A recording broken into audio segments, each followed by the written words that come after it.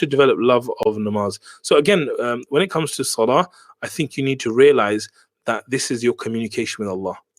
And if your communication in any relationship is bad, then your relationship is bad. So you need to realize that, first of all, anyone watching who does not pray 5 times a day, anyone watching who does not pray 5 times a day, you need to realize that you are completely capable of praying 5 times a day.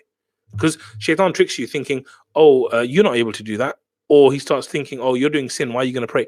You have to pray. You have to pray, right? If you're old and you're sick, you don't need to fast. No problem. If you're old and you can't afford it, you don't need to go to Hajj. If you got no money, you don't need to do zakah.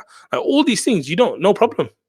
When it comes to salah, you could be in the battlefield and you still have to pray salah on time, right? So salah is one of those things that Allah has made it compulsory upon every single human being, and it would not be compulsory unless you are capable, because Allah is just and fair. So you are capable of praying, but you need to realize what it is. One trick I would say is that really get clear on your dua list, and every time you go into sujood, make dua, because the Prophet ﷺ said that the slave is closest to Allah when he's in sujood. So make dua, and then what happens is, because you're asking Allah for things, the salah becomes enriched. So I would say make dua in it.